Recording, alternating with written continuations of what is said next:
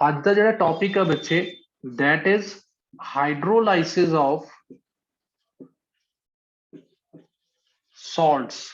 ठीक है, सॉल्ट्स ਜਿਹੜੇ ਹੁੰਦੇ ਆ ਉਹਨਾਂ ਦੀ ਜੇ ਆਪਾਂ ਹਾਈਡਰੋਲਾਈਸਿਸ ਕਰਦੇ ਆ ਤੇ ਉਹਨੂੰ ਆਪਾਂ ਕਿਦਾਂ ਡਿਫਾਈਨ ਕਰ ਸਕਦੇ? It is interaction between cations and anions and cations। बच्चे cations and anions ਕਿਹੜੇ ਹੋਣਗੇ? salt ਦੇ। ठीक है, of salt with water to produce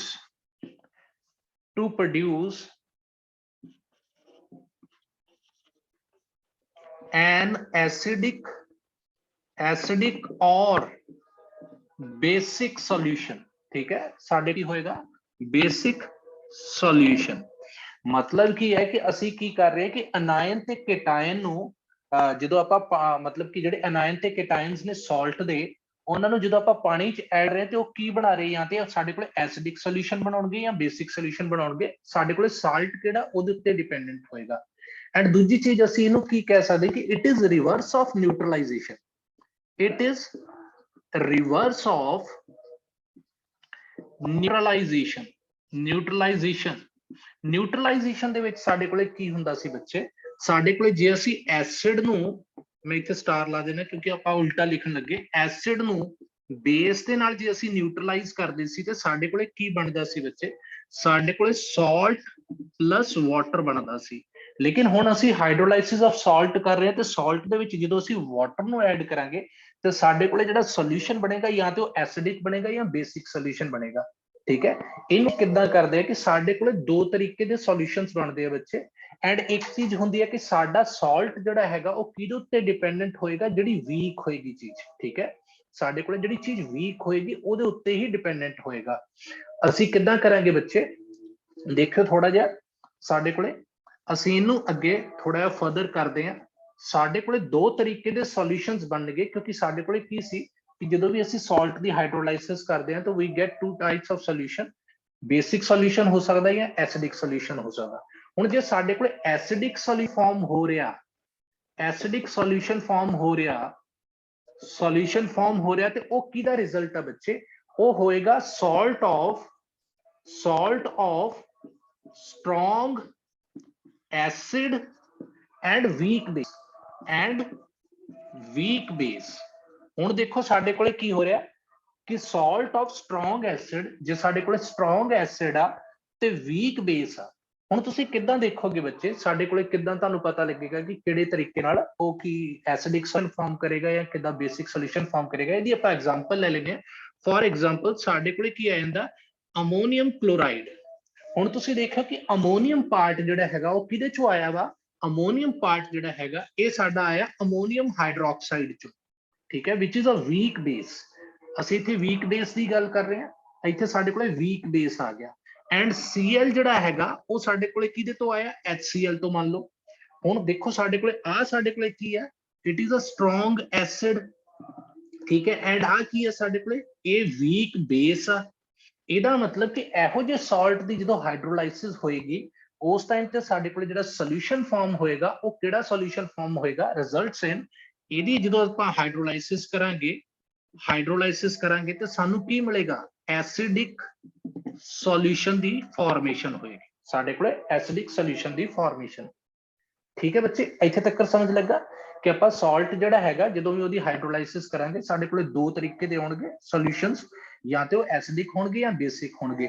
ਜੇ ਸਾਡੇ ਕੋਲੇ ਐਸਿਡਿਕ ਸੋਲੂਸ਼ਨ ਆ ਤੇ ਐਸਿਡਿਕ ਸੋਲੂਸ਼ਨ ਦਾ ਰੀਜ਼ਨ ਕੀ ਸੀ ਕਿ ਜਿਹੜਾ ਸਾਡੇ ਕੋਲੇ ਸਾਲਟ ਆ ਉਹਦੇ ਵਿੱਚ ਐਸਿਡਿਕ ਪਾਰਟ ਆ ਉਹ ਸਟਰੋਂਗ ਐਸਿਡ ਤੋਂ ਆਇਆ। ਠੀਕ ਹੈ, ਐਸਿਡਿਕ ਪਾਰਟ ਉਹ ਸਟਰੋਂਗ ਐਸਿਡ ਤੋਂ ਆਇਆ।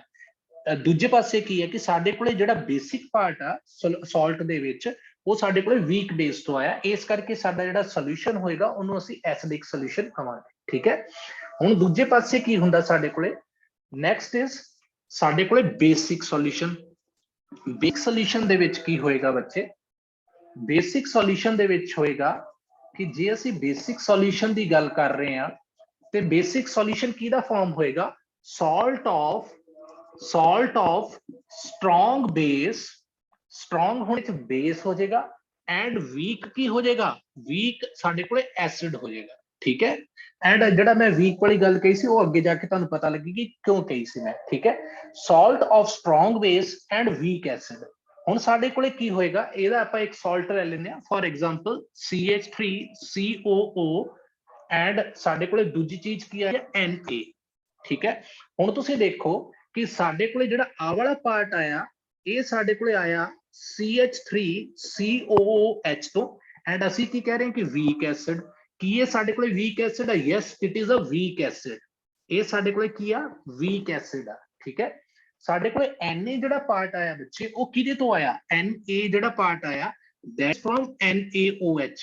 हुण आ साडे कोले बहुत ही स्ट्रॉन्ग बेस आ, इस करके जेड़ा जे असी इहदी हाइड्रोलाइसिस करदे आ, हाइड्रोलाइसिस करदे आ ते साडे कोले रिजल्ट की होएगा बच्चे, ਇਹੋ ਜਿਹਾ ਜਿਹੜਾ ਸॉल्ट ਹੋਏਗਾ ਉਹਦਾ ਰਿਜ਼ਲਟ ਹੋਏਗਾ ਹਾਈਡਰੋਲਾਈਸਿਸ ਦਾ, that is basic solution, basic solution ਸਾਡੇ ਕੋਲੇ ਕੀ ਫਾਰਮ ਹੋਏਗਾ, basic solution ਫਾਰਮ ਹੋਏਗਾ, ਠੀਕ ਹੈ ਬੱਚੇ, ਇੱਥੇ ਤੱਕ ਸਮਝ ਆ ਰਿਹਾ?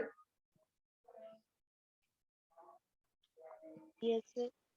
ओके, बड़ी सिंपल जी, हाँ बड़ी सिंपल जी चीज है, जे साडे कोले स्ट्रॉन्ग बेस आ ते साडे कोले की होएगा बेसिक सॉल्यूशन फॉर्म होएगा, जे साडे कोले स्ट्रॉन्ग एसिड आ ते साडे कोले ਉਹ ਸਾਲਟ ਦੇ ਵਿੱਚ ਜੇ ਮਤਲਬ ਕਿ ਇਸ ਸਾਲਟ ਦੇ ਵਿੱਚ ਤੁਸੀਂ ਕੀ ਦੇਖ ਰਹੇ ਜੋ, ਜਿਹੜਾ ਬੇਸਿਕ ਪਾਰਟ ਆ ਉਹ ਸਟਰੋਂਗ ਬੇਸ ਤੋਂ ਆ ਰਿਹਾ, ਠੀਕ ਹੈ। ਜਿਹੜਾ ਦੂਜਾ ਐਸਿਡਿਕ ਪਾਰਟ ਆ ਉਹ ਵੀਕ ਐਸਿਡ ਤੋਂ ਆ ਰਿਹਾ, ਇਸ ਕਰਕੇ ਅਸੀਂ ਇਹਨੂੰ ਬੇਸਿਕ ਸੋਲੂਸ਼ਨ ਕਵਾਂਗੇ। ਐਂਡ ਐਸਿਡਿਕ ਸੋਲੂਸ਼ਨ ਦੇ ਵਿੱਚ ਜਿਹੜਾ ਐਸਿਡਿਕ ਪਾਰਟ ਸੀ ਉਹ ਸਟਰੋਂਗ ਐਸਿਡ ਤੋਂ ਆ ਰਿਹਾ ਸੀ, एंड बेसिक पार्ट ਜਿਹੜਾ ਸੀ ਉਹ ਵੀਕ ਐਸਿਡ ਤੋਂ ਵੀਕ ਬੇਸ ਤੋਂ ਆ ਰਿਹਾ ਸੀ, ਇਸ ਕਰਕੇ ਉਹਨੂੰ ਐਸਿਡਿਕ ਸੋਲੂਸ਼ਨ ਕਵਾਂਗੇ। ਹੁਣ ਬੱਚੇ ਇਹਦੇ ਚ ਅਸੀਂ ਜ਼ਿਆਦਾ ਕਵਰ ਨਹੀਂ ਕਰਦੇ, ਸਾਡੇ ਕੋਲ ਡੈਰੀਵੇਸ਼ਨਸ ਨਹੀਂ ਆ, ਲੇਕਿਨ ਸਾਡੇ ਕੋਲੇ ਡਿਫਰੈਂਟ ਸਾਲਟਸ ਦੇ ਅਸੀਂ ਹਾਈਡਰੋਲਾਈਸਿਸ ਕਾਂਸਟੈਂਟ ਕਰਾਂਗੇ, ਠੀਕ ਹੈ। ਉਸ ਤੋਂ ਬਾਅਦ ਡਿਗਰੀ ਆਫ ਹਾਈਡਰੋਲਾਈਸਿਸ ਕਰਾਂਗੇ, ਠੀਕ ਹੈ। ਉਸ ਤੋਂ ਬਾਅਦ ਅਸੀਂ ਕੀ ਕਰਾਂਗੇ, ਪੀਐਚ ਕੈਲਕੂਲੇਟ ਕਰਾਂਗੇ। ਸਾਡੇ ਕੋਲੇ ਹੁਣ 3 ਕੈਟਾਗਰੀਜ਼ ਜਾਂ 4 ਕੈਟਾਗਰੀਜ਼ ਅੱਗੇ ਫਾਰਮ ਹੋਣਗੀਆਂ, ਉਹਨਾਂ ਨੂੰ 1 ਬਾय 1 ਉਹਨਾਂ ਦੇ ਫਾਰਮੂਲੇ ਜਿਹੜੇ ਹੈਗੇ ਆ ਉਹਨਾਂ ਦੇ ਉੱਤੇ 1 ਜਾਂ 2 ਮਾर्क्स का ਜਿਹੜਾ क्वेश्चन ਆ ਉਹ ਬਹੁਤ ਇੰਪੋਰਟੈਂਟ ਹੁੰਦਾ, ਉਹਨਾਂ ਦੀਆਂ ਡੈਰੀਵੇਸ਼ਨਸ ਨਹੀਂ ਕਰਾਂਗੇ, ਜਿੱਥੇ ਰਿਕੁਆਇਰਡ ਹੋਏਗੀ ਉੱਥੇ ਮਾੜਾ ਜਿਹਾ ਦੱਸ ਵੀ ਦਊਂਗਾ ਬੱਚੇ ਮੈਂ, ਠੀਕ ਹੈ। ਸਾਡੇ ਕੋਲੇ ਜਿਹੜੀ ਫਰਸਟ ਟਾਈਪ ਆਉਂਦੀ ਆ ਜਿਨ੍ਹਾਂ ਦੇ ਫਾਰਮੂਲੇ ਸਾਨੂੰ ਯਾਦ ਕਰਨੇ ਆ, ਦੈਟ ਇਜ਼ ਸਾਲਟ ਆਫ ਸਾਡੇ ਕੋਲੇ ਵੀਕ ਐਸਿਡ ਹੋਣ ਐਂਡ ਸਟਰੋਂਗ ਬੇਸ ਹੋਣ, ਠੀਕ ਹੈ। ਮੈਂ ਤੁਹਾਨੂੰ ਦੱਸਿਆ ਸੀ ਕਿ ਇਹਦੇ ਵਿੱਚ ਹੁਣ ਦੇਖੋ ਬੱਚੇ, ਸਟਰੋਂਗ ਬੇਸ ਜਿਹੜਾ ਉਹ ਤੇ ਆਪਣੀ ਕੰਪਲੀਟਲੀ ਡਿਸੋਸੀਏਸ਼ਨ ਕਰ ਲੇਗਾ, ਮੈਂ ਵੀਕ ਵਾਲੀ ਜਿਹੜੀ ਡਿਪੈਂਡੈਂਸ ਕਹੀ ਸੀ ਉਹ ਇੱਥੇ ਆਏਗੀ। ਹੁਣ ਇਹਦਾ ਮਤਲਬ ਕਿ ਸਾਡੀ ਹਾਈਡਰੋਲਾਈਸਿਸ ਕਿਹੜੀ ਚੀਜ਼ ਦੇ ਉੱਤੇ ਡਿਪੈਂਡੈਂਟ ਹੋ ਜਾਏਗੀ, ਉਹ ਵੀਕ ਐਸਿਡ ਦੇ ਉੱਤੇ ਡਿਪੈਂਡੈਂਟ ਹੋਣਗੇ ਜਿੰਨੇ ਵੀ ਸਾਡੇ ਫਾਰਮੂਲੇ, ਠੀਕ ਹੈ। ਹੁਣ ਤੁਸੀਂ ਦੇਖੋ ਕਿ ਜੇ ਤੁਸੀਂ ਵੀਕ ਐਸਿਡ ਲੈਨੇ ਆ ਆਪਾਂ, ਤੇ ਵੀਕ ਐਸਿਡ ਇੱਥੇ ਤੁਸੀਂ ਦੇਖ ਲਓ CH3COOH ਲੈ ਲਓ, ਸਟਰੋਂਗ ਬੇਸ ਲੈਣਾ ਤੇ ਸਟਰੋਂਗ ਬੇਸ ਅਸੀਂ NaOH ਲੈ ਲੈਨੇ ਆ, ठीक है। एंड साडे कोले जेड़ा एदा सॉल्ट फॉर्म होएगा केड़ा होएगा CH3COONA, ठीक है। जिन्हों ਅਸੀਂ ਕੀ ਕਹਿ ਰਹੇ ਹਾਂ salt of weak acid and strong base, ਇਹਦਾ मतलब साडे कोले ਜਿਹੜੀ ਚੀਜ਼ ਫਾਰਮ ਹੋ ਰਹੀ ਆ ਉਹ ਕੀ ਆ, ਐਸਿਡਿਕ ਸੋਲੂਸ਼ਨ ਫਾਰਮ ਹੋ ਰਿਹਾ, ਲੇਕਿਨ ਵੀਕ ਐਸਿਡ ਦੀ ਡਿਸੋਸੀਏਸ਼ਨ ਕੰਪਲੀਟ ਨਹੀਂ ਹੁੰਦੀ, ਇਸ ਕਰਕੇ ਜਦੋਂ ਹਾਈਡਰੋਲਾਈਸਿਸ ਵਗੈਰਾ ਹੋਊਗੀ ਉਹ ਸਾਰੀ ਕਿਹਦੇ ਉੱਤੇ ਡਿਪੈਂਡੈਂਟ ਹੋਊਗੀ, ਉਹ ਇਸ ਚੀਜ਼ ਉੱਤੇ ਵੀਕ ਐਸਿਡ ਦੇ ਉੱਤੇ ਡਿਪੈਂਡੈਂਟ ਹੋਣਗੀਆਂ। ਇਸ ਕਰਕੇ ਸਾਡੇ ਕੋਲੇ ਜਿਹੜਾ ਪਹਿਲਾ ਫਾਰਮੂਲਾ ਹੁੰਦਾ, ਤਿੰਨਾਂ ਨੂੰ ਇਕੱਠਾ ਲਿਖਣ ਦੀ ਕੋਸ਼ਿਸ਼ ਕਰੂੰਗਾ, ਤੁਸੀਂ ਵੀ ਉਹਦਾ 3 ਕਾਲਮਸ ਬਣਾ ਲਿਓ ਬੱਚੇ, ਜਾਂ ਜਿਹੜਾ ਡਬਲ ਪੇਜ ਆ ਉਹਦੇ ਉੱਤੇ ਲਿਖ ਕੇ ਕੰਪੇਅਰ ਵੀ ਕਰ ਲਿਓ ਆਪਸ ਚ, ਠੀਕ ਹੈ। ਸਾਡੇ ਕੋਲੇ ਸਭ ਤੋਂ ਪਹਿਲੀ ਚੀਜ਼ ਇਹਦੇ ਵਿੱਚ ਆ ਜਾਂਦੀ ਹੈ, that is known as hydrolysis constant, hydrolysis constant. ਹੁਣ ਦੇਖੋ ਬੱਚੇ, ਜਿਹੜਾ ਸਾਡੇ ਕੋਲੇ ਜਿਹਦੇ ਅਸੀਂ ਐਸਿਡ ਦੀ ਗੱਲ ਕਰ ਰਹੇ ਸੀ ਉਦੋਂ ਅਸੀਂ ਆਇਓਨਾਈਜੇਸ਼ਨ ਕਾਂਸਟੈਂਟ ਆਫ ਐਸਿਡ ਕਹਿ ਰਹੇ ਸੀ, ਹੁਣ ਅਸੀਂ ਹਾਈਡਰੋਲਾਈਸਿਸ ਕਾਂਸਟੈਂਟ ਕਹਿ ਰਹੇ ਹਾਂ, ਤੇ ਇਹਨੂੰ ਅਸੀਂ ਰਿਪਰੈਜ਼ੈਂਟ ਕਿਹਦੇ ਨਾਲ ਕਰਾਂਗੇ, K ਦੇ ਪੈਰਾਂ ਦੇ ਵਿੱਚ ਇਦਾਂ H ਲਿਖ ਲਾਂਗੇ, ਠੀਕ ਹੈ। ਇਸ ਦੇ ਨਾਲ ਅਸੀਂ ਇਹਨੂੰ ਰਿਪਰੈਜ਼ੈਂਟ ਕਰਾਂਗੇ KH ਜਿਹੜਾ, ਐਂਡ ਇਹਨਾਂ ਦੇ ਫਾਰਮੂਲੇ ਹੀ ਹੁੰਦੇ ਆ, ਠੀਕ ਹੈ। ਹੁਣ ਦੇਖੋ ਮੈਂ ਤੁਹਾਨੂੰ ਕਿਹਾ ਸੀ ਕਿ ਡਿਪੈਂਡ ਕਰਦਾ ਵਾ ਕਿਹਦੇ ਉੱਤੇ, ਵੀਕ 1 ਦੇ ਉੱਤੇ, ਵੀਕ 1 ਦੇ ਉੱਤੇ, मतलब कि जे वीक एसिड आ ते वीक एसिड दे उत्ते डिपेंड होगा। हुण इस केस च किहदे ते आ, वीक एसिड दे उत्ते डिपेंडेंट सा, ठीक है। साडे कोले हाइड्रोलाइसिस कांस्टेंट आ गया, ते KH की होएगा, KH होएगा इत्थे सिंपल सानू फार्मूले ही लिखने हैं एंड याद करने हैं, KW this is ionic product of water या आयोनाइजेशन कांस्टेंट ऑफ वाटर, ठीक है, डिवाइडेड बाय ਹੁਣ ਇੱਥੇ ਇਹਦੀ ਡਿਪੈਂਡੈਂਸ ਕਿਹਦੇ ਤੇ ਸੀ, ਕਿਉਂਕਿ ਵੀਕ ਐਸਿਡ ਸੀ ਇੱਥੇ, ਇਸ ਕਰਕੇ ਤੁਸੀਂ ਇੱਥੇ ਕੀ ਲਿਖ ਦੋਗੇ Ka। ਸਾਡੇ ਕੋਲੇ ਹਾਈਡਰੋਲਾइसिस कांस्टेंट किहदे बराबर हो जाएगा Kw/Ka। क्यों? क्योंकि salt of weak acid, and इत्थे स्टूडेंट्स कई बार कंफ्यूज हो जाते हैं, है नो डाउट की ये एसिडिक सोल्यूशन फॉर्म हो रहा, ठीक है साडे कोले सॉरी बेसिक सोल्यूशन फॉर्म हो रहा साडे कोले, क्योंकि बेस का पार्ट जिहड़ा हैगा वो स्ट्रॉन्ग तो आ रहा, इस करके बेसिक सोल्यूशन फॉर्म हो रहा। लेकिन जिहड़ी डिसोसीएशन आ या हाइड्रोलाइसिस आ वो फार्मूले दे विच किहदे ते डिपेंडेंट आ, that is on weak one. मतलब कि जो वीक एसिड होएगा तो वीक एसिड ते डिपेंड करेगी, जो वीक बेस होएगा तो वीक बेस के उत्ते डिपेंड करेगी। साडे कोले पहला फार्मूला हाइड्रोलाइसिस कांस्टेंट दा आ गया, दैट इज दिस वन, मतलब कि ionisation constant of water divided by ionisation constant of acid, ठीक है। सेकंड फार्मूला जिहड़ा हुंदा वा, ਅਸੀਂ तीन फार्मूले करांगे बच्चे हर दे, ठीक है। पहले salt of weak acid and strong base कर लेंगे, फिर salt of strong acid and weak base कर लेंगे, इस तरीके नाल करेंगे, ठीक है। फिर वीक एंड वीक दे कर लेंगे, ठीक है। फिर स्ट्रॉन्ग एंड स्ट्रॉन्ग दे कर लेंगे, क्योंकि चार ही साडे कोले प्रोबेबिलिटीज बन गई। हुण साडे कोले दूजा फार्मूला हुंदा डिग्री ऑफ हाइड्रोलाइसिस। हाइड्रोलाइसिस हुण बच्चे डिग्री ऑफ हाइड्रोलाइसिस नूं असीं स्मॉल h नाल डिनोट कर देंगे। डिग्री ऑफ हाइड्रोलाइसिस नो ਅਸੀਂ स्मॉल h नाल डिनोट कर देंगे। एंड देखो बच्चे degree of hydrolysis and degree of ionisation DOD भी ਆਪਾਂ पढ़ी सी, DOD and degree of hydrolysis ਦੇ ਵਿੱਚ ਕੋਈ ਬਹੁਤਾ ਫਰਕ ਨਹੀਂ ਆ, ਮੈਂ ਤੁਹਾਨੂੰ ਦੱਸ ਦੇਣਾ। ਆਉਟਲਾ ਪੁਆਇੰਟ ਸਮਝ ਆ ਗਿਆ ਨਾ ਬੱਚੇ, ਮੈਂ ਇਹਦੇ ਚੋਂ ਇੱਕ ਫਾਰਮੂਲਾ ਲੈ ਲੈ, KH is equal to KW/Ka, ठीक है। ਆ फर्स्ट फार्मूला, ठीक है। मैं इथों रब करके ਤੁਹਾਨੂੰ ਇਹਦਾ ਥੋੜਾ ਜਿਹਾ ਰਿਲੇਸ਼ਨਸ਼ਿਪ ਜਿਹੜਾ ਹੈਗਾ ਉਹ ਡਿਰਾਈਵ ਵੀ ਕਰਕੇ ਦੱਸ ਦੇਣਾ। ਐਂਡ h ਜਿਹੜਾ ਹੈਗਾ ਬੱਚੇ ਉਹ ਸੇਮ ਕਿਹਦੇ ਵਾਂਗ ਕੰਮ ਕਰੇਗਾ, ਜਿੱਦਾਂ ਕਿ ਸਾਡੇ ਕੋਲੇ ਡਿਗਰੀ ਆਫ ਡਿਸੋਸੀਏਸ਼ਨ ਜਿੱਦਾਂ ਐਲਫਾ ਕੰਮ ਕਰਦਾ ਸੀ। ਫॉर ਐਗਜ਼ਾਮਪਲ ਸਾਡੇ ਕੋਲ ਡਿਗਰੀ ਆਫ ਹਾਈਡਰੋਲਾਈਸਿਸ ਦਾ ਜਿਹੜਾ ਫਾਰਮੂਲਾ ਹੁੰਦਾ h is equal to root ਦੇ ਵਿੱਚ ਸਾਡੇ ਕੋਲੇ KW/Ka ਇਨਟੂ ਕੰਸੈਂਟ੍ਰੇਸ਼ਨ ਹੋ ਜਾਂਦਾ, ਠੀਕ ਹੈ। ਹੁਣ ਤੁਸੀਂ ਕੰਫਿਊਜ਼ ਹੋਗੇ, ਸਾਡੇ ਕੋਲੇ ਦੇਖੋ KW/Ka एंड ਅਸੀਂ ਉਸ ਫਾਰਮੂਲੇ ਦੇ ਨਾਲ ਡਿਨੋਮੀਨੇਟਰ ਦੇ ਵਿੱਚ ਸਿਰਫ ਕਨਸੈਂਟ੍ਰੇਸ਼ਨ ਨੂੰ ਮਲਟੀਪਲਾਈ ਕਰਦਾ। ਹੁਣ ਇਹ ਕਿੱਦਾਂ ਹੁੰਦਾ ਮੈਂ ਥੋੜਾ ਜਿਹਾ ਤੁਹਾਨੂੰ ਦੱਸ ਦਿੰਦਾ ਕਿ ਇਹਦੇ ਵਿੱਚ ਕੰਫਿਊਜ਼ ਨਾ ਹੋ ਜਿਓ, ਠੀਕ ਹੈ। ਕਿਉਂ? ਕਿਉਂਕਿ ਆਪਾਂ ਯਾਦ ਕਰਕੇ ਐਂਡ ਕਈ ਵਾਰ ਸਟੂਡੈਂਟਸ ਕੰਫਿਊਜ਼ ਹੋ ਜਾਂਦੇ ਆ, ਉਹ C ਨੂੰ ਕਨਸੈਂਟ੍ਰੇਸ਼ਨ ਨੂੰ ਇੱਥੇ ਮੈਂਸ਼ਨ ਕਰਨਾ ਭੁੱਲ ਜਾਂਦੇ ਆ। ਕਿੱਦਾਂ ਹੁੰਦਾ ਵਾ, ਸਾਡੇ ਕੋਲੇ ਮੰਨ ਲਓ ਕਿ ਕੋਈ ਵੀ ਐਸਿਡ ਆ, ਜਿੱਦਾਂ ਅਸੀਂ ਹਾਈਡਰੋਕਸਿਕ ਐਸਿਡ ਨੂੰ ਮੰਨਦੇ ਸੀ, ਸਾਡੇ ਕੋਲੇ ਕੀ ਬਣਦਾ ਸੀ H3O ਪੋਜ਼ਿਟਿਵ ਪਲੱਸ ਸਾਡੇ ਕੋਲੇ ਕੀ ਬਣ ਰਿਹਾ ਸੀ A ਨੈਗੇਟਿਵ ਕੰਜੂਗੇਟ ਬੇਸ। ਅਸੀਂ ਕੀ ਕਹਿ ਰਹੇ ਸੀ ਕਿ ਇਹਦੀ ਕੰਸੈਂਟ੍ਰੇਸ਼ਨ C ਆ, ਇਹਨੂੰ ਤੇ ਅਸੀਂ ਕੰਸੈਂਟ੍ਰੇਸ਼ਨ ਚ ਲੈ ਹੀ ਨਹੀਂ ਰਹੇ ਕਿਉਂਕਿ ਇਹਦੀ ਕਾਂਸਟੈਂਟ ਹੁੰਦੀ ਆ, ਆ 0 ਸੀ ਆ 0 ਸੀ। ਲੇਕਿਨ ਜਦੋਂ ਅਸੀਂ ਇਕੁਇਲਿਬਰੀਅਮ ਦੀ ਗੱਲ ਕੀਤੀ ਉਦੋਂ ਅਸੀਂ ਕੀ ਕਰ ਰਹੇ ਸੀ C1 ਮਾਈਨਸ ਐਲਫਾ, ਆ ਕੀ ਸੀ C Alpha and C Alpha, ਤੁਸੀਂ ਇਹਨੂੰ C ਮਾਈਨਸ C ਐਲਫਾ ਵੀ ਲਿਖ ਸਕਦੇ ਹੋ। ਹੁਣ ਤੁਸੀਂ ਦੇਖੋ ਕਿ ਸਿੰਪਲੀ ਸਾਡੇ ਕੋਲੇ ਰਿਲੇਸ਼ਨਸ਼ਿਪ ਜਿਹੜਾ ਡਿਰਾਈਵ ਹੋ ਰਿਹਾ ਸੀ, ਸਾਡੇ ਕੋਲੇ ਜਦੋਂ ਅਸੀਂ ਇੱਥੇ K ਨੂੰ ਕੈਲਕੂਲੇਟ ਕਰਦੇ ਸੀ ਤੇ ਸਾਡੇ ਕੋਲੇ C Alpha into C alpha तुसी इदां ना लिखियो, पहले इन्हू समझ लो फिर लिखियो। साडे कोले आ रहा है C/1 माइनस एल्फा इदां करके।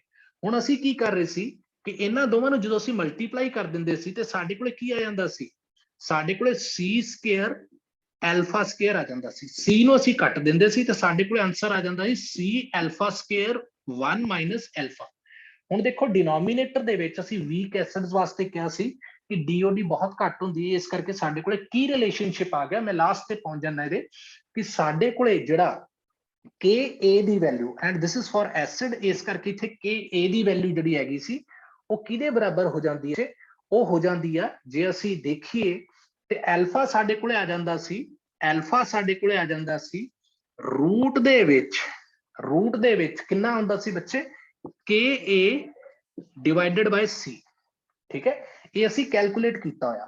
ਹੁਣ ਤੁਸੀਂ ਦੇਖੋ ਕਿ ਸਿਰਫ ਤੇ ਸਿਰਫ ਜਿਹੜੀ ਐਲਫਾ ਦੀ ਵੈਲਿਊ ਆ ਦੈਟ ਇਜ਼ ਡਿਗਰੀ ਆਫ डिसोसीएशन, ਉਹਦੀ ਜਗ੍ਹਾ ਤੇ ਤੁਸੀਂ ਡਿਗਰੀ ਆਫ ਹਾਈਡਰੋਲਾਈਸਿਸ ਲਾ ਦਿਓ, ਠੀਕ ਹੈ। ਜਿੱਦਾਂ ਹੀ ਤੁਸੀਂ ਇੱਥੇ ਐਲਫਾ ਨੂੰ ਕੀ ਕੀਤਾ, ਐਲਫਾ ਨੂੰ ਤੁਸੀਂ H ਲਿਖਿਆ, ਸਾਡੇ ਕੋਲ ਇੱਥੇ ਕੀ ਆ ਗਿਆ H ਆ ਗਿਆ, ਸਾਡੇ ਕੋਲ ਇੱਥੇ ਵੀ ਕੀ ਆ ਗਿਆ H ਆ ਗਿਆ, ਠੀਕ ਹੈ। ਸਾਡੇ ਕੋਲੇ ਹੁਣ ਇਹ Ka ਐਸਿਡ ਵਾਸਤੇ ਆਇਓਨਾਈਜੇਸ਼ਨ ਆਫ ਐਸਿਡ ਦੀ ਆ, ਦਿਸ ਹਾਈਡਰੋਲਾਈਸਿਸ, ਠੀਕ ਹੈ।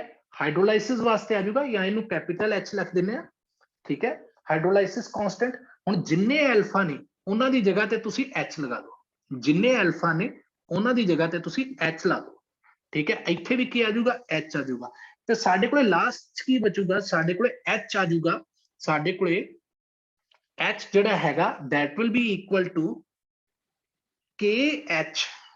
KH by C। ਹੁਣ ਤੁਸੀਂ ਕੀ ਕਰਨਾ, ਸਿੰਪਲੀ KH ਦੀ ਵੈਲਿਊ ਆ ਰੱਖ, ਠੀਕ ਹੈ।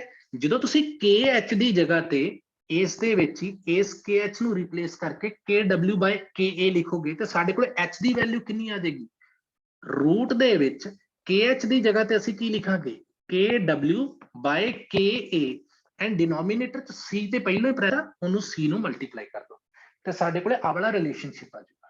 ਸਮਝ ਲੱਗਾ ਬੱਚੇ? Yes sir. ठीक है, बिल्कुल सिंपल है बच्चे। अल्फा की जगह ते तुसी हाइड्रोलाइसिस रख देनी है, ठीक है। हाइड्रोलाइसिस दे नाल जेड़ा डिग्री ऑफ हाइड्रोलाइसिस आ वो की हो जाएगा, रूट दे विच hydrolysis constant divided by concentration आ जाऊगा। KH दी वैल्यू जेडी हाइड्रोलाइसिस कांस्टेंट आ ओदी वैल्यू सानू पता सी कि KW बाय KA हुंदी है, इस करके साडे कोले आ रिलेशन बन गया। ਇਹਦਾ मतलब पहला रिलेशन साडे कोले आ बनिया, दूजा रिलेशनशिप साडे कोले बनिया H is equal to root दे विच KW divided by KA into C। ਹੁਣ ਧਿਆਨ ਦੇਣਾ ਬੱਚੇ, ਇੱਥੇ KA ਆ, ਜਦੋਂ ਅਸੀਂ ਬੇਸ ਨੂੰ ਕੰਸਰਨ ਕਰਾਂਗੇ, ਜੇ ਸਾਡੇ ਕੋਲੇ ਵੀਕ ਬੇਸ ਹੋਏਗਾ ਉਦੋਂ KB ਹੋ ਜਾਏਗਾ, ਕੁਝ ਚੇਂਜ ਨਹੀਂ ਹੋਏਗਾ।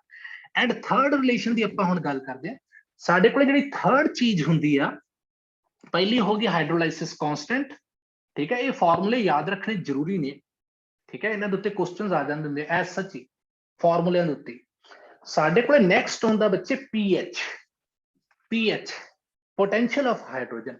pH ऑफ सॉल्यूशन ਸਾਡੇ ਕੋਲੇ ਕਿੰਨਾ ਆ ਜਾਏਗਾ ਬੱਚੇ, pH ऑफ सॉल्यूशन ਨੂੰ ਕਿੱਦਾਂ ਕੈਲਕੂਲੇਟ ਕਰਾਂਗੇ, ਸਿੰਪਲ ਇਹਦਾ ਫਾਰਮੂਲਾ ਹੁੰਦਾ pH is equal to ਸਾਡੇ ਕੋਲੇ 1/2 pKw, 1/2 pKw। ਇਹ ਹਰ ਦੇ ਵਿੱਚ, ਚਾਹੇ ਉਹ ਅਸੀਂ ਵੀਕ ਐਸਿਡ ਦੀ ਗੱਲ ਕਰ ਰਹੇ ਹਾਂ, ਭਾਵੇਂ ਵੀਕ ਬੇਸ ਨੂੰ ਕੰਸੀਡਰ ਕਰ ਰਹੇ ਹਾਂ, ਭਾਵੇਂ ਦੋਵੇਂ ਹੀ ਵੀਕ ਲੈ ਰਹੇ ਹਾਂ, ਭਾਵੇਂ ਦੋਵੇਂ ਸਟਰੋਂਗ ਦੇ ਵਿੱਚ ਤਾਂ ਕੁਝ ਹੁੰਦਾ ਹੀ ਨਹੀਂ, ਕਿਉਂਕਿ ਕੰਪਲੀਟ ਡਿਸੋਸੀਏਸ਼ਨ ਹੋ ਜਾਂਦੀ ਹੈ, ਇਸ ਕਰਕੇ ਉਹਦੇ ਵਿੱਚ ਇਹ ਫਾਰਮੂਲਾਜ਼ ਨਹੀਂ ਹੁੰਦੇ। ਤਿੰਨਾਂ ਚੀਜ਼ਾਂ ਦੇ ਵਿੱਚ ਫਾਰਮੂਲਾ ਹੁੰਦੇ ਆ, ਸਾਰਿਆਂ ਦੇ ਵਿੱਚ ਸਾਨੂੰ ਆਹੀ ਦਿਖੇਗਾ 1/2 pKw।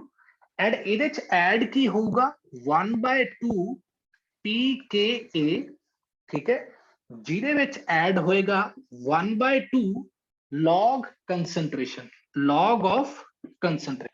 ਇਹਦਾ ਮਤਲਬ ਜੇ ਤੁਸੀਂ pH ਨੂੰ ਕੈਲਕੂਲੇਟ ਕਰਨਾ ਵੀਕ ਐਸਿਡ ਵਾਸਤੇ ਤੇ ਸਾਡੇ ਕੋਲੇ ਫਾਰਮੂਲਾ ਕੀ ਹੋਏਗਾ 1/2 KW 1/2 pKa plus 1/2 log of concentration।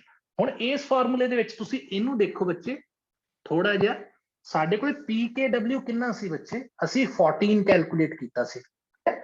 pKw ਅਸੀਂ 14 ਕੈਲਕੂਲੇਟ ਕੀਤਾ ਸੀ ਤੇ ਅਸੀਂ ਕੀ ਲਿਖਾਂਗੇ ਇਹਨੂੰ 1/2 into 14। ਆ ਕਿੰਨਾ ਹੋ ਜਾਊਗਾ, ਜਦੋਂ ਅਸੀਂ ਇਹਨੂੰ ਕੱਟਾਂਗੇ ਤੇ ਸਾਡੇ ਕੋਲੇ ਕਿੰਨੀ ਵੈਲਿਊ ਆ ਜਾਊਗੀ, that will be equal to 7।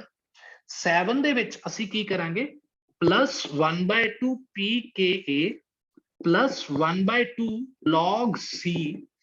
ਹੁਣ ਇਹਦੇ ਵਿੱਚੋਂ ਕੀ ਹੈ ਕਿ 7 ਤੇ ਆ ਗਿਆ, ਠੀਕ ਹੈ। ਹੁਣ ਅਸੀਂ ਕੀ ਕਰਾਂਗੇ ਕਿ ਇਹਦੇ ਵਿੱਚੋਂ 1/2 ਨੂੰ ਕਾਮਨ ਲੈ ਲਾਂਗੇ, ਜਿਹੜੇ ਫਾਰਮੂਲੇ ਦੇ ਉੱਤੇ ਨੂਮੈਰੀਕਲਸ ਨੇ, ਠੀਕ ਹੈ। ਸਾਡੇ ਕੋਲੇ ਕੀ ਆ ਜਾਏਗਾ 7 plus 1/2 ਸਾਡੇ ਕੋਲੇ ਆ ਗਿਆ। ਐਂਡ ਇਧਰਲੇ ਪਾਸੇ ਕੀ ਰੱਖਾਂਗੇ ਅਸੀਂ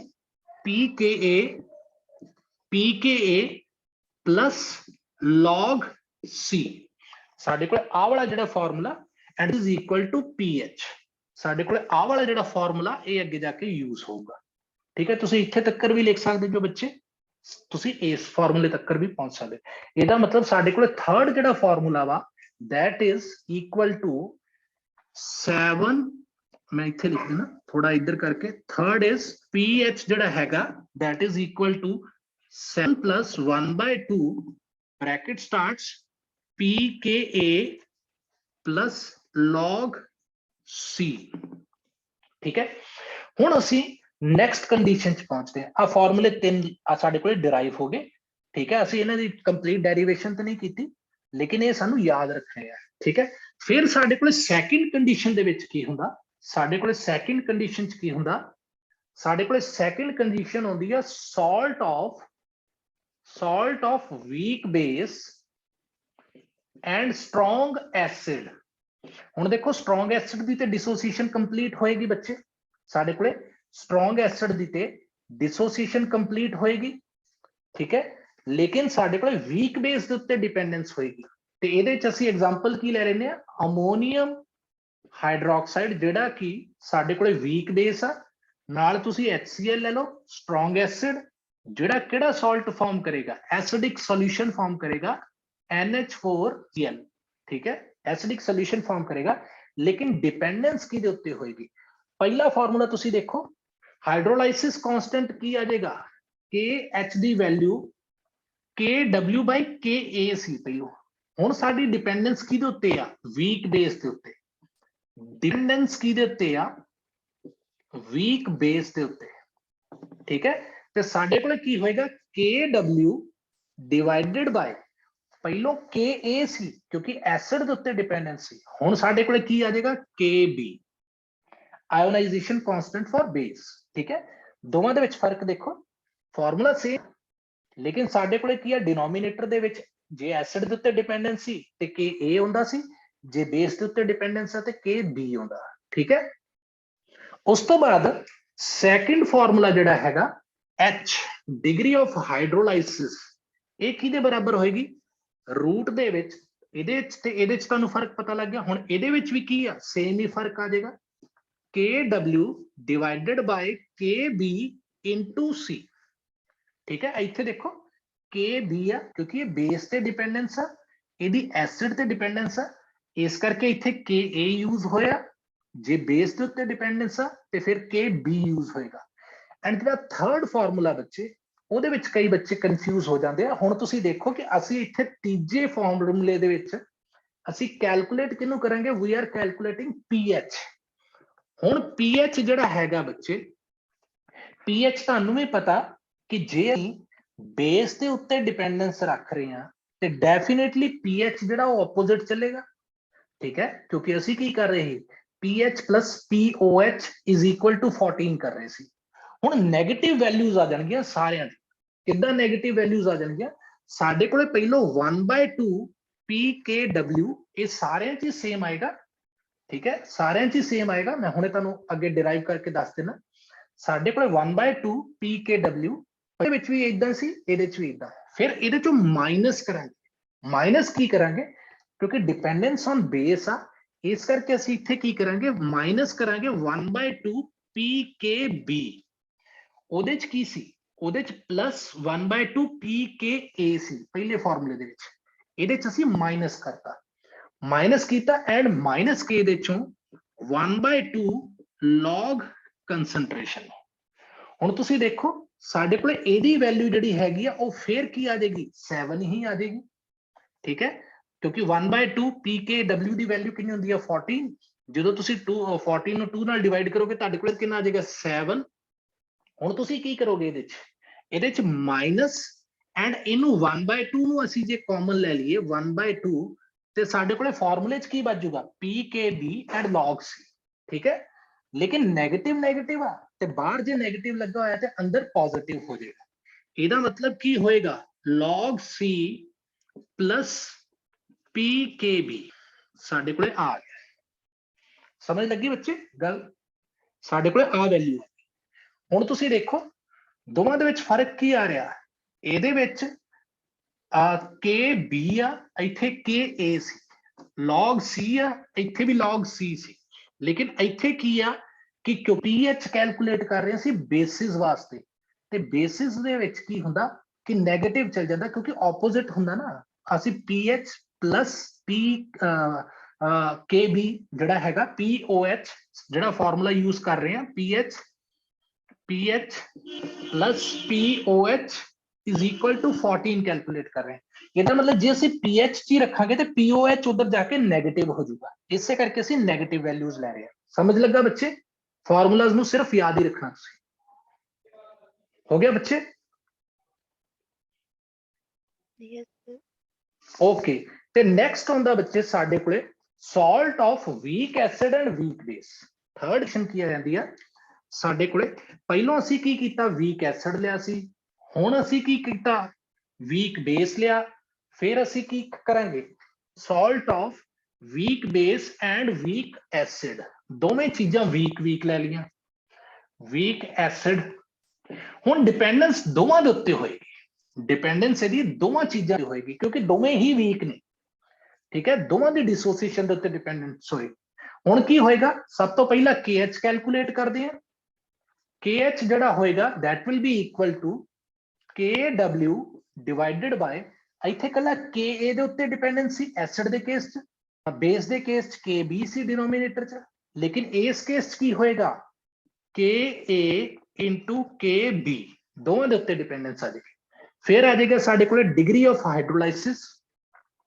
डिग्री ऑफ हाइड्रोलाइसिस दे विच की है बच्चे, हुण इत्थे KA इंटू C आ, लेकिन इत्थे थोड़ा चेंज आ, ठीक है, साडे कोले की आ जाएगा KW divided by KA into KB। Concentration नहीं आएगी, ਇਹਦੇ ਵਿੱਚ कंसंट्रेशन नहीं आएगी, ठीक है, समझ लगा बच्चे?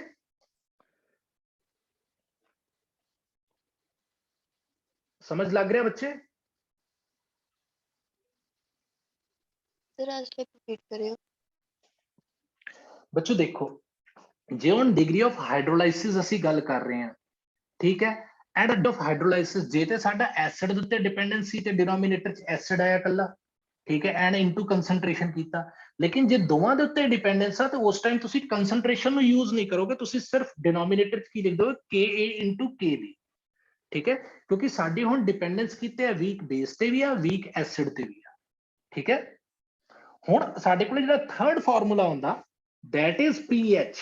हुण ध्यान दिओ बच्चे, जे ते ਅਸੀਂ एसिड ਦੀ ਗੱਲ ਕਰਾਂਗੇ ਤੇ ਉਹਨੂੰ ਪੋਜ਼ਿਟਿਵ ਰੱਖਾਂਗੇ, लेकिन पीएच तो ਆਪਾਂ ਕੀ POH ਨੂੰ 네ਗੇਟਿਵ ਵੱਲ ਕੀਤਾ ਸੀ, ਇਸ ਕਰਕੇ ਜਦੋਂ ਅਸੀਂ ਬੇਸ ਨੂੰ ਮੈਂਸ਼ਨ ਕਰਾਂਗੇ ਇਹਦੇ ਚ ਉਹਨੂੰ 네ਗੇਟਿਵ ਨਾਲ ਮੈਂਸ਼ਨ ਕਰਾਂਗੇ।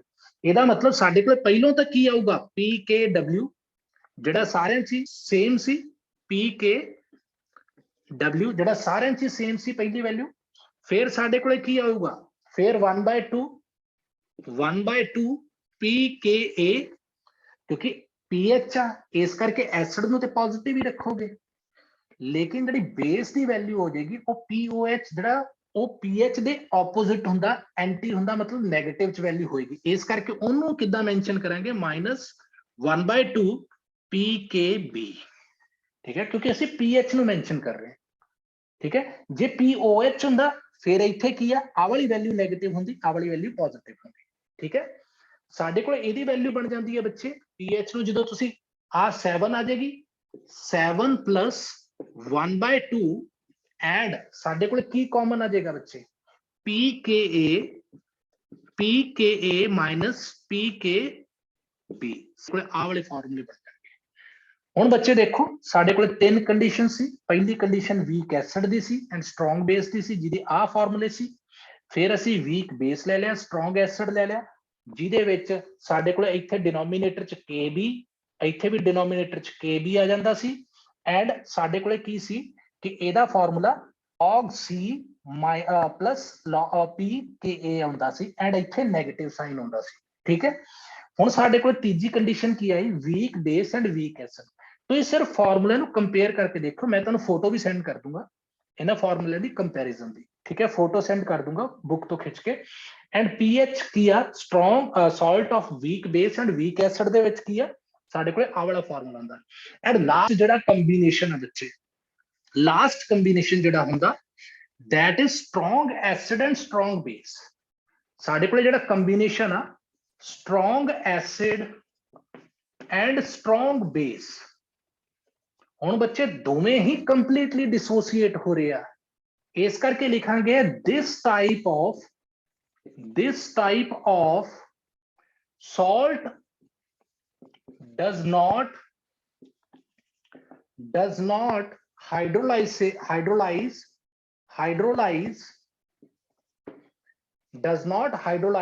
because it is completely dissociating itself, because it is completely dissociating itself। हुण बच्चे हाइड्रोलाइसिस की